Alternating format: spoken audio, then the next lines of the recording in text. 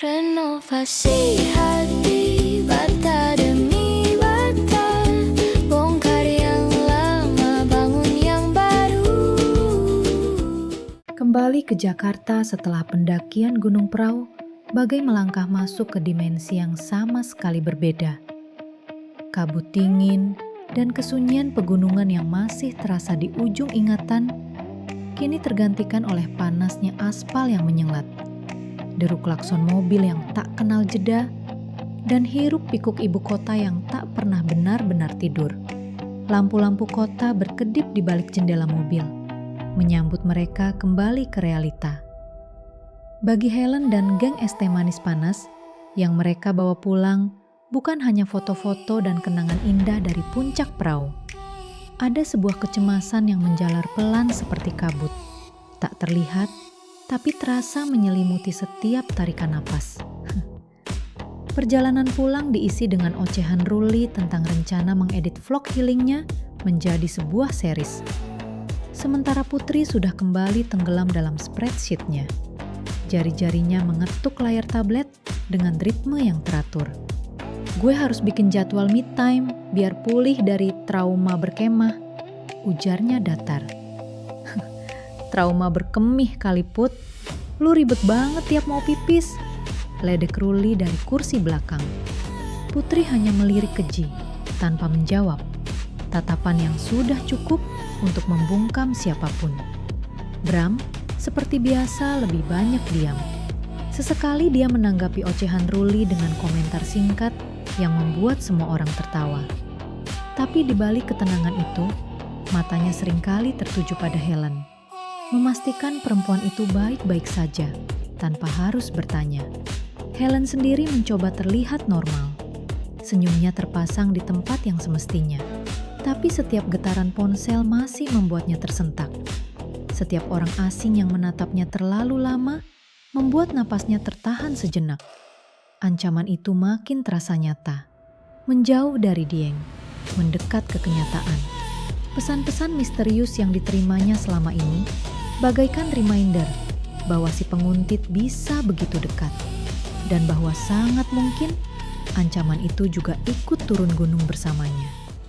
2 hari kemudian, Sabtu pagi yang tenang di apartemen Helen. Matahari pagi menerobos masuk lewat tirai sheer berwarna putih, menyinari ruang tamu yang tertata minimalis. Helen duduk di sofa abu-abu muda. Jemarinya menggulir feed Instagram dengan kecemasan yang tak kasat mata. Setiap foto, setiap komentar, setiap akun asing yang mampir ke profilnya membuat jantungnya berdenyut sedikit lebih cepat. Lalu pintu apartemen terbuka. Nana datang dengan wajah berseri-seri. Langkahnya ringan, penuh semangat. Di tangannya, sebuah laptop dan flash drive yang digenggam erat seperti piala. Akhirnya kelar! Serunya riang, menjatuhkan diri di sofa sebelah Helen hingga bantalan sofa bergoyang. Helen menurunkan ponselnya. Apa yang selesai? Masterpiece gue!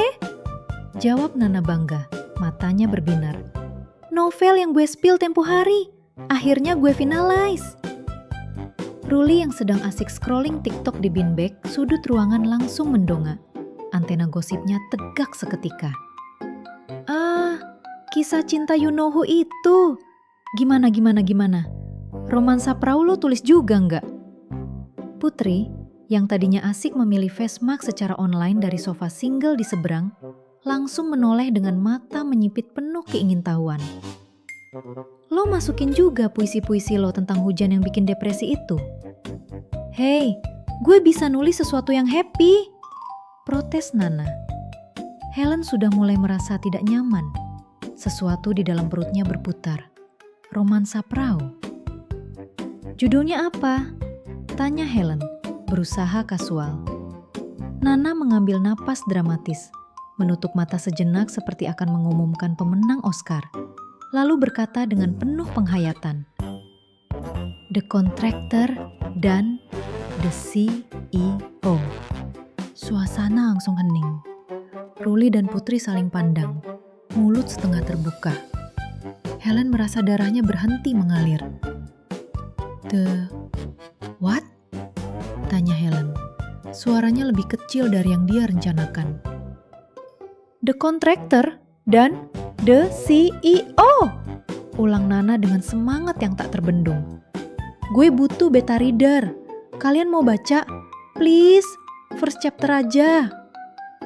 Sebelum ada yang bisa menolak, Nana sudah memasang flash drive-nya dan membuka sebuah dokumen.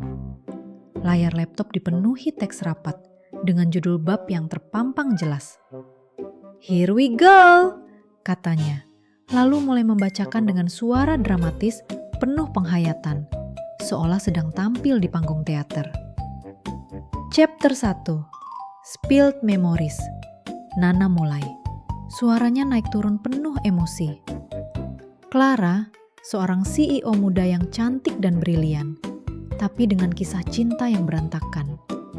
Belakangan dia terus berpapasan dengan si lelaki berkaos Coldplay. Namanya Ben, seorang kontraktor tampan dengan hati yang lebih keras dari beton yang dia tuang. Helen langsung tersedak. Coldplay? Kontraktor? Itu terlalu spesifik. Jantungnya berdebar. Nana, Helen mencoba memprotes, mengangkat tangannya. Shh, Ruli dan Putri serentak membungkamnya. Sudah terhipnotis oleh cerita. Ruli bahkan menyilangkan kaki di beanbag dan menopang dagu dengan kedua tangan, seperti anak kecil mendengar dongeng. Nana terus membacakan. Alur ceritanya mengikuti dengan detail yang sangat mencurigakan. Bagaimana Clara selalu memilih pria yang salah. Bagaimana Ben diam-diam menyukainya sejak lama. Bagaimana mereka terperangkap dalam lift. Bahkan ada adegan yang nyaris romantis di malam prom. Dan di bawah lampu yang redup, Ben menatap Clara. Aku selalu ada di sini, Clara. Bukan hanya untuk membangun hidup bersamamu, tapi untuk merenovasi hatimu yang bocor. Stop! Helen berdiri begitu cepat sampai laptop di pangkuan Nana hampir terjatuh. Wajahnya memerah, bukan malu yang manis, tapi malu yang membakar. Dadanya naik turun, napasnya pendek-pendek. Fight or flight-nya keluar dengan kekuatan penuh. Dia memilih flight. What the hell, Nana? Teriaknya dengan suara bergetar. Ini tentang gue dan Bram. Nana terlihat sedikit bersalah, tapi juga masih terlalu bersemangat untuk sepenuhnya menyesal. Inspired by true events, Len. Little bit. Gue cuma ambil spice-nya aja. Little bit? Helen nyaris menjerit. Tangannya terkepal di sisi tubuhnya. Lo ngomongin kaos Coldplay, lift, prom. Itu semua kejadian beneran. Ini invasi privasi. Ruli cengar-cengir dari beanbag-nya. Wih, jadi yang di lift beneran nyaris ciuman. Detail yang krusial, nak. Ruli! Hardik Helen dan Nana bersamaan. Putri menyeringai. Gue lebih tertarik sama bagian hati yang lebih keras dari beton. Itu metafora yang interesting untuk Bram. Helen merasa dunia berputar. Ini adalah mimpi buruk. Kisahnya yang paling memalukan, ketakutan terdalamnya, dan pria yang justru membuatnya kalang kabut. Semuanya dituangkan dalam bentuk romance novel yang cheesy. Sahabatnya sendiri malah menabur garam di atas luka seperti ini. Harusnya Nana membantunya, bukan menambah kekacauan di kepalanya. Hapus, Nana, sekarang juga, desis Helen, matanya berkaca-kaca. Suaranya berubah rendah, nyaris berbisik. Ini bukan lagi lucu, ini menyakitkan.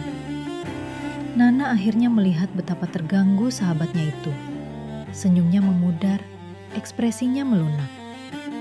Helen, gue lihat kalian dari dulu, dan it's a good story.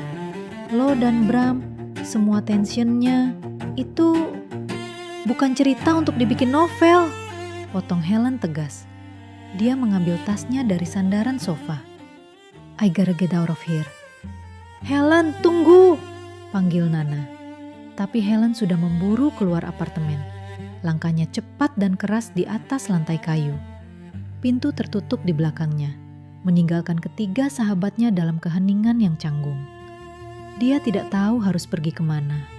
Dia hanya perlu menjauh. Darahnya masih mendidih, campuran kemarahan dan rasa malu yang menggigit. The contractor dan the CEO. How could she? Helen membutuhkan sesuatu yang produktif, sesuatu yang bisa dia kendalikan. Dengan langkah cepat dan pikiran yang berkecamuk, Helen menuju ke coworking space di area apartemennya. Ruangan ber-AC itu nyaris kosong di hari Sabtu. Hanya terisi dengungan halus pendingin udara dan cahaya putih dari lampu overhead yang steril. Dia memilih meja di pojok terjauh, membuka laptop, dan memaksa dirinya berkonsentrasi pada spreadsheet dan proposal yang terbengkalai. Angka-angka di layar bergoyang, tak mau fokus. Pikirannya masih berlari-lari antara Nana, novel sialan itu, dan Bram. Lalu, dalam usaha kerasnya meregulasi emosi, sebuah pesan muncul. Bukan di ponsel, tapi di Slack, di layar laptopnya. Dari akun dengan nama samaran yang sudah terlalu familiar. Big Fish. Running away from a good story, miss? Maybe I can write a better one. Chapter 2. The Flooded Love. Jantung Helen serasa berhenti. Bukan karena ancaman pesannya, tapi karena aksesnya. Ini bukan lagi main-main. Ini serius. Orang ini bisa masuk ke Slack kantor. Dengan tangan gemetar. Bukan lagi karena takut, tapi karena kemarahan yang membara. Helen mengambil ponselnya. Dia tidak menelpon polisi. Dia mencari nomor Alex, kepala keamanan siber di perusahaannya. Jari-jarinya gemetar saat menggulirkan kontak demi kontak. Napasnya masih tersengal-sengal. Ini salah, batinnya. Alex pasti sibuk, dan masalah gue ini kayaknya bukan urusan IT security. Tapi rasa takut yang menggerayangi tulangnya sejak dari minimarket dan perahu mengalahkan rasa sungkannya. Dia menekan tombol telepon. Halo, Alex? Ini Helen dari Product Dev. Maaf ganggu di luar jam. Ini benar-benar darurat, ujarnya. Suaranya bergetar dan lebih tinggi dari biasanya, tanpa bisa lagi disamarkan. Saya kayaknya di stok, dan dia bisa masuk Slack. Kata-katanya berloncatan keluar, tumpah-tumpah, seperti air yang terlalu lama ditampung. Ada nomor gak dikenal yang kirim pesan ancaman. Dan yang paling ngeri, mereka tahu lokasi saya di gunung. Saat itu really no signal. Mereka juga tahu percakapan privat saya. Alex, yang mendengarkan dengan tenang di ujung telepon, mulai bertanya. No worries, Helen. Coba cek dulu, apa email kantormu sync ke phone? Itu bisa jadi celah keamanannya. Bisa jadi akunmu dihack dan pelakunya melacak data lokasimu. Atau dia dapat info dari kegiatan sokmed kamu dan orang-orang terdekatmu. The latter is very common. Istilah-istilah seperti celah keamanan dan data lokasi masih bisa dia pahami. Tetapi ketika Alex melanjutkan, mereka mungkin melakukan phishing atau exploit vulnerability untuk akses read-only ke cloudmu. Helen langsung merasa kewalahan. Maaf, phishing itu maksudnya kayak jebakan penipuan bang ya? Kayak virus, ujarnya. Ini kayak ada patogen yang masuk ke sistem dan saya nggak tahu source atau vektornya apa. Secara naluriah, ia menggunakan terminologi dari dunianya, dunia biomedis, untuk mencoba memahami kekacauan digital ini. Mendengar kebingungan Helen, Alex menjelaskan dengan lebih sederhana. Perlahan, naluri Helen dengan latar belakang biomedisnya mulai mengambil alih kepanikan. Baginya, ini seperti menghadapi wabah penyakit yang tidak diketahui sumbernya. Helen mulai menarik napas dalam dan mendisiplinkan kekacauan di kepalanya. Oke, katanya. Nada bicaranya mulai stabil. Jadi langkah pertama yang harus kita lakukan adalah contact tracing ya, cari sumbernya. Coping mechanism Helen akhirnya mengambil alih. Dia menganalogikan ini sebagai sebuah masalah investigasi yang membutuhkan protokol dan diagnosa. Mirip seperti menelusuri sumber kontaminasi pada sebuah sampel. Dengan berpikir seperti ini, ancaman yang abstrak mulai terasa seperti sesuatu yang bisa diurai langkah demi langkah. Alex terkesan dengan analoginya. Contact tracing? Yes, tepat sekali. Saya bisa bantu lakukan analisis dari sisi server untuk melihat aktivitas mencurigakan dari akunmu, terutama yang mengakses info lokasi. Kita bisa lihat dari alamat IP yang dipakai. Helen menghela napas lega, tapi tetap waspada. Thank you Alex, really. Berhari-hari rasanya kayak nggak berdaya. Boleh nggak saya share apa-apa aja yang kemarin dia kirimin? Alex menjawab dengan meyakinkan. Boleh. Dan tenang Helen, ini bukan salahmu. Yang penting kita ambil tindakan. Ini saya kerjakan dulu.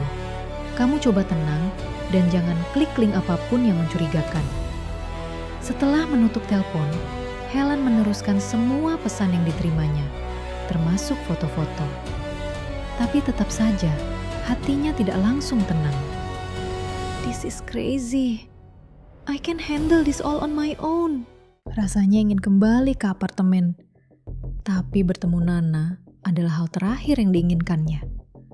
Daripada mengembara tanpa tujuan, sebuah ide muncul di kepalanya. Ide penuh risiko, tapi memberinya ilusi kontrol. Dia akan pergi ke kantor. Di akhir pekan, kantor lebih sepi. Paling hanya ada tim event yang sedang mencicil pekerjaan menuju tanggal launching egg pop-up store mereka.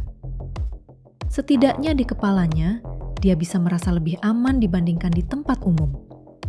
Perjalanan menyetir ke kantor terasa seperti blur. Jalanan Jakarta melintas buram di balik kaca mobil. Setiap orang yang menatapnya dari trotoar membuatnya merinding. Apakah itu dia? Atau dia? Atau yang di sana? Sesampai di kantor, area ruangannya di lantai 9 sepi dan senyap. Lampu-lampu fluoresen menyala setengah, memberi cahaya pucat yang tak ramah. Deretan kubikel kosong berdiri seperti batu nisan tanpa nama. Helen menuju kubikelnya, duduk di kursi, dan berusaha keras untuk tidak melirik setiap sudut gelap di sekitarnya.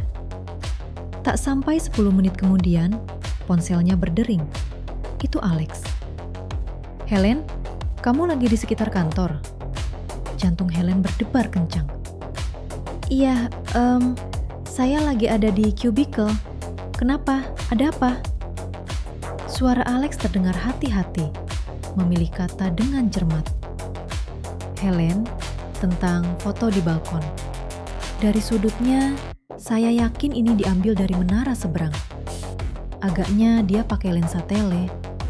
Ini mahal sih, tapi mungkin dia sewa. Atau karena hobi. Tapi ada yang lebih aneh. Lanjut Alex. Log analisis yang saya lakukan menunjukkan sesuatu yang aneh. Ada akses ke cloud storage dan kalender kamu yang konsisten dari IP address internal. Dari jaringan kantor kita sendiri. Helen merasa perutnya jatuh. Hah? Dari dalam kantor? Jadi orang ini ada di sini, sekarang. Suaranya nyaris menjerit, tapi dia berusaha menahannya, menggigit bibirnya keras-keras. Alex menjawab dengan tenang, namun serius. Tenang, saya udah lihat log login terakhir. Asalnya dari ruang server di lantai 8. Itu area terbatas, cuma tim IT tertentu yang punya akses. Itu yang bikin saya curiga. Ruang server, bisik Helen. Napasnya tertahan. Pikirannya langsung melompat ke satu orang. Satu orang yang dia tahu menghabiskan waktu di sana. Yunus, cowok muda dari divisi IT support yang canggung itu. Yang selalu menawarkan bantuan dengan malu-malu. Yang seringkali menatapnya terlalu lama di pantry. Tiba-tiba, Semua keanehan kecil itu terangkai. Perhatiannya yang berlebihan, kebetulan-kebetulan yang terlalu sering, kehadirannya yang selalu pas di tempat yang sama. Semua itu tersusun seperti sebuah pola di bawah mikroskop. Alex, suara Helen berubah dingin. Takut berubah jadi marah campur adrenalin. Kayaknya saya tahu ini siapa. Saya akan konfrontasi dia. Fight mode on. Jangan. Bentar. Alex terdengar panik di ujung telepon. Ini bisa bahaya. Saya telepon security dulu. Atau kamu tunggu di... Helen memotong. Suaranya tajam dan tak terbantahkan. Telepon aja, Lex. Tapi saya nggak bisa kayak gini kelamaan. Ini harus selesai sekarang. Dia berdiri dari kursinya. Tapi please banget, stay on the line. Dengan tangan yang sedikit gemetar tapi penuh tekad, Helen meletakkan ponselnya di saku. Dengan Alex masih tersambung. Dia berjalan menuju tangga darurat. Langkahnya bergema di koridor yang sunyi. Setiap anak tangga yang dituruni membawa detak jantungnya semakin keras. Lantai 9, lantai 8. Pintu ruang server terbuka. Ruangan itu dingin. Dingin yang berbeda dari AC biasa. Dingin yang steril dan mekanis. Suara kipas komputer menderu dari segala arah, menciptakan simfoni monoton yang memekakkan. Deretan rak server menjulang tinggi, dipenuhi kedipan lampu hijau dan biru yang berkedip-kedip, seperti mata-mata kecil yang tak pernah tidur. Di balik rak-rak server itu, seorang pria muda terlihat membelakangi pintu, asik menatap layar monitor. Tubuhnya kurus dan ringkih, membungkuk di atas keyboard. Helen berdiri di ambang pintu.